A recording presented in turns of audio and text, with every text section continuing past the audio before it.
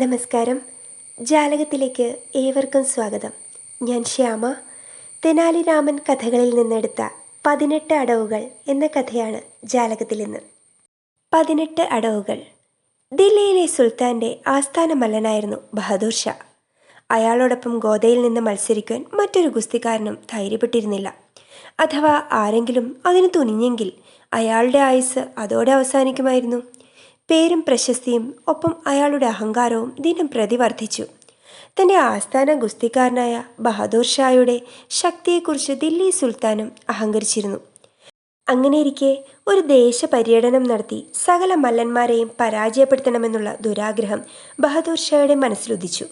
തൻ്റെ ആഗ്രഹം അയാൾ സുൽത്താനെ അറിയിച്ചു. ആ പദ്ധതി സുൽത്താനും സമ്മതമായിരുന്നു.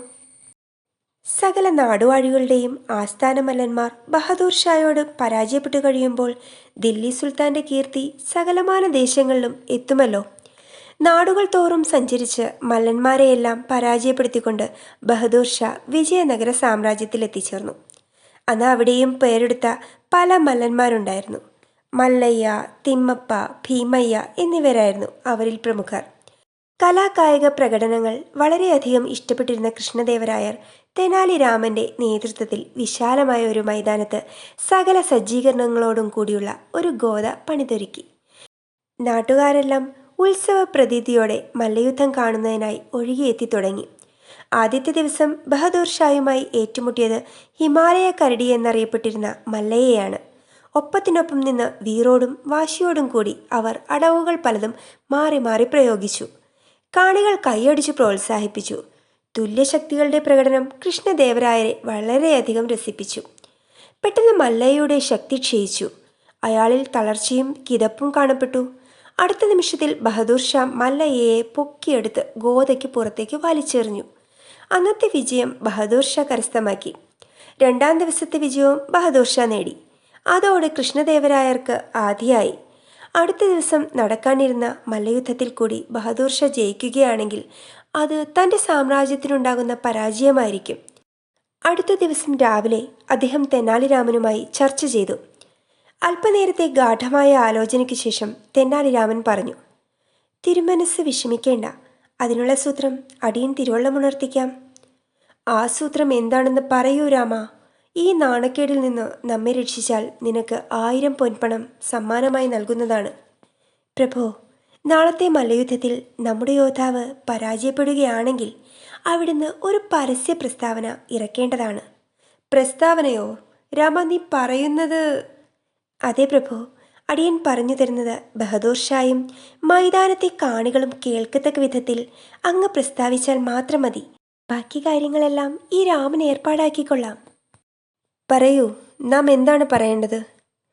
സ്നേഹമുള്ള നമ്മുടെ പ്രജകളെ, മഹാശക്തനായ ബഹദൂർ ഷാ അവർകളെ, ഇത്രയും ദിവസം സാധാരണക്കാരായ നമ്മുടെ ആസ്ഥാന മല്ലന്മാരെയാണ് മല്ലയുദ്ധത്തിനായി നിയോഗിച്ചിരുന്നത്. എന്നാൽ നാളെ ബഹദൂർ ഷായുമായി ഗോദയിൽ ഏറ്റുമുട്ടുവാനെത്തുന്നത് നമ്മുടെ സ്വകാര്യ യോദ്ധാവായ സംഖ്യാമർമ്മങ്ങൾ അറിയാവുന്ന ലോകോത്തര യോദ്ധാവായിരിക്കും. സംഖ്യാമർമ്മങ്ങളോ? രാമ, നീ എന്താണ് പറയുന്നത്? തിരുമനസേ, അവിടുന്ന് മറ്റൊന്നുമോർത്ത് പ്രയാസപ്പെടേണ്ട. ഈ പ്രസ്താവന മാത്രം അവിടുന്ന് മൈതാനത്തിൽ വെച്ച് എല്ലാവരും കേൾക്കെ പറയുക. ബാക്കി കാര്യങ്ങൾ അടിയൻ ശരിയാക്കിക്കൊള്ളാം. മഹാരാജാവിന് സമാധാനമായി. രാമൻ ഒരു കാര്യമേറ്റാൽ അത് വിജയപ്രദമായിട്ടേ കലാശിക്കുകയുള്ളൂ. അക്കാര്യം കൃഷ്ണദേവരായർക്ക് ഉറപ്പാണ്. അടുത്ത ദിവസത്തെ മല്ലയുദ്ധത്തിലും വിജയനഗര സാമ്രാജ്യത്തിലെ യോദ്ധാവ് ബഹദൂർ ഷായോട് പൊരുതി പരാജയപ്പെട്ടു. വിജയശ്രീ ലാളിതനായ ബഹദൂർ ഷാ വെല്ലുവിളിച്ചു, ലോകോത്തര മല്ലയുദ്ധ വീരനായ നാം വിജയനഗര സാമ്രാജ്യത്തെ സകല മല്ലന്മാരെയും തറപറ്റിച്ചു കഴിഞ്ഞിരിക്കുന്നു. ഇനിയും ആരെങ്കിലും ഉണ്ടെങ്കിൽ മുന്നോട്ട് വരിക. അയാളുടെ വെല്ലുവിളി അവസാനിച്ചപ്പോൾ തെനാലി രാമൻ പറഞ്ഞുകൊടുത്ത വാചകങ്ങൾ ഘനഗാംഭീര്യത്തോടെ കൃഷ്ണദേവരായർ വിളിച്ചു പറഞ്ഞു. അത് കേട്ട് കാണികൾ ഇളകി മറിഞ്ഞു. കരഘോഷങ്ങൾ മുഴങ്ങി. സംഖ്യാമർമ്മങ്ങൾ അറിയാവുന്ന മഹാരാജാവിൻ്റെ സ്വകാര്യ യോദ്ധാവിനെ നേരിൽ കാണുന്നതിനായി അവർ ആകാംക്ഷാഭരിതരായി കാത്തിരുന്നു. സംഖ്യാമർമ്മങ്ങളോ? അങ്ങനെയുള്ള അടവുകൾ മല്ലയുദ്ധത്തിലുണ്ടോ? ബഹദൂർ ഷായുടെ മനസ്സിലേക്ക് സംശയത്തിൻ്റെ തീപ്പൊരി വീണു. ആശങ്കാകുലനായ അയാൾ തൻ്റെ വിശ്രമ വസതിയിൽ അസ്വസ്ഥതയോടെ നടന്നു. മഹായോദ്ധാവേ, എന്താണാവോ അതിതീവ്രമായ ഒരാലോചന? ശബ്ദം കേട്ട് ബഹദൂർ ഷാ തലയുയർത്തി നോക്കി. അവിടെ തെന്നാലിരാമൻ കള്ളച്ചിരിയോടെ നിന്നിരുന്നു. താങ്കൾ ഇവിടെ? നാം താങ്കളുടെ ഒരു അഭ്യുദയകാംക്ഷിയാണ്. പേര് തെന്നാലിരാമൻ. എന്താണാവോ ആഗമനോദ്ദേശം? പ്രത്യേകമായിട്ടൊന്നുമില്ല. രാജാവിൻ്റെ പ്രസ്താവന കേട്ടിരുന്നുവല്ലോ. ഉവ്വ്. ഇതിനു മുമ്പ് സംഖ്യാമർമ്മങ്ങൾ അറിയാവുന്ന മല്ലയുദ്ധ വീരന്മാരുമായി യുദ്ധം ചെയ്ത് താങ്കൾക്ക് പരിചയമുണ്ടോ? അത് മറുപടി പറയാൻ വയ്യാതെ സുൽത്താൻ്റെ യോദ്ധാവ് പരിങ്ങി. അത് കണ്ടപ്പോൾ തെന്നാലിരാമൻ പറഞ്ഞു, ഉണ്ടാവില്ല.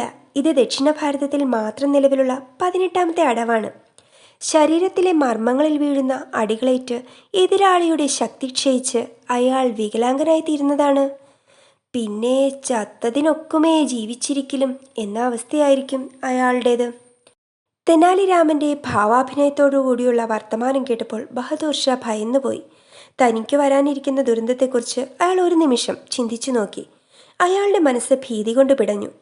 രക്ഷപ്പെടുവാൻ നാം എന്താണ് ചെയ്യേണ്ടത്? നാം നിങ്ങളുടെ അഭ്യുദയകാംക്ഷിയാണെന്ന് നാം നേരത്തെ പറഞ്ഞുവല്ലോ. ഇരുട്ടുള്ള ഈ രാത്രിയിൽ രക്ഷപ്പെട്ടു പോകുന്നതിനുള്ള സകല ഏർപ്പാടുകളും നാം ചെയ്തിട്ടുണ്ട്. വേഗം പുറപ്പെട്ടോളൂ. വളരെ നന്ദി.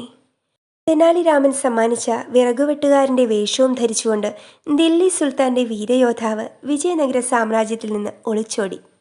തെനാലിരാമൻ ബഹദൂർ ഷായുടെ നേർക്ക് പ്രയോഗിച്ച തന്ത്രങ്ങളെക്കുറിച്ചറിഞ്ഞപ്പോൾ കൃഷ്ണദേവരായർ പൊട്ടിച്ചിരിച്ചു. രാമൻ്റെ കൗശലത്തെ പ്രകീർത്തിച്ച അദ്ദേഹം ധാരാളം പാരിതോഷികങ്ങളും 1000 പൊൻപണവും നൽകി രാമനെ അനുമോദിച്ചു. നന്ദി. ഇനിയും ഇതുപോലുള്ള രസകരങ്ങളായ കഥകൾ കേൾക്കാൻ ജാലകം ചാനൽ സബ്സ്ക്രൈബ് ചെയ്യുക.